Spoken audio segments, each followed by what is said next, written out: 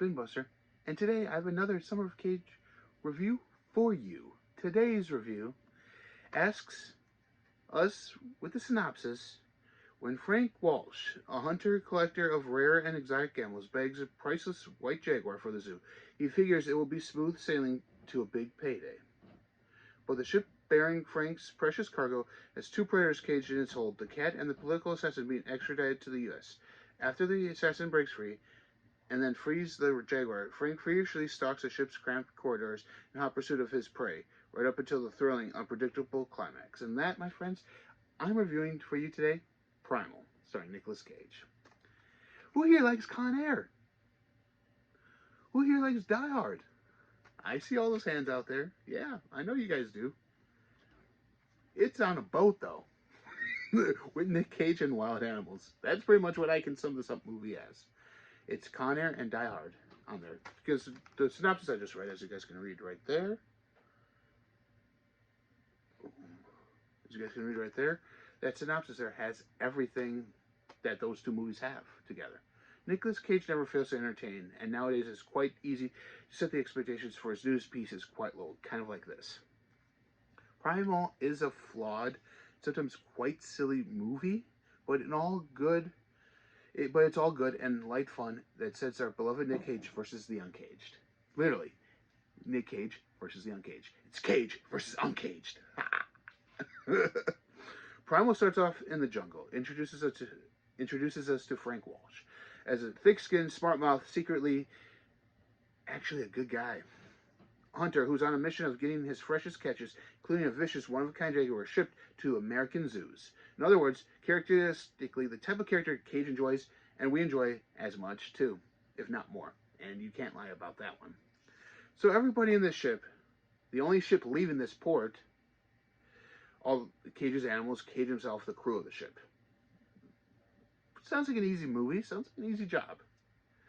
But this is also including an armada with a big-time prisoner. And in 2 days, it all goes to hell on this ship, making Cage take up the fight against the Uncaged, which happened to be both the animals and the main villain. Even towards the end, going hunting with a compound bow in his hand against a guy with semi-automatic guns, yeah. When Frank shoots him with a bow, the arrow goes right through his shoulder. Mythbusters tells us not to remove it. He does so. No blood whatsoever. And Silky is going strong, just like a killer in a horror movie. To the point where the final battle between the hunters is taking place with knives. Yeah, literally, they're in a knife fight. And in front of the animals, Cage traps the villain in a trap like he would to capture one of his animals, which is kind of cool. The story in this movie is kind of pretty straightforward, but moves at a steady pace. You see the crew there. The guy had this assassin that's a political prisoner. He fakes a seizure, gets the cage open up, then kills the two guys that are there, takes one of their identities, then releases the animals on board the ship, and then starts creating havoc on the ship. And then everyone is there. Boom, boom, boom, boom, boom, boom. They start getting all picked off one by one until it's Famke Jenssen's character, who's a military doctor in the military, Nick Cage, and two of the ship's crew members. That's it. Everyone else. Oh, I'm sorry, Michael Imperioli's character just gets poisoned very well, and so he's not there. He's there to the end. He survives, but he's not one of the ones in the final fight.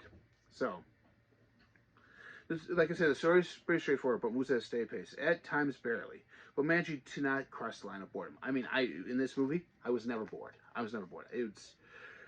It kept my interest, let's put it that way. Among these parts, there were some classic types of action sequences. Some creature feature thrills, like, oh, look, there's a snake. Oh, it's a venomous snake. Boom, it's going to attack. Okay, right there we go. And a little bit of healthy Nick Cage comedy. Yeah, can't go wrong with Nick Cage comedy. Most of the characters are well cliche, and sometimes some of them do stupid things with the quantity of the expendable, but they add to the quantity of the expendable characters. And it compensates for their stupidity. So, acting is either decent or okay. Besides Cage, the next best thing was Kevin Durand. You know Blob from the X-Men movies? Yeah, he's in this movie. He plays the assassin. He's very good. And I said Famke Jenssen's in here too.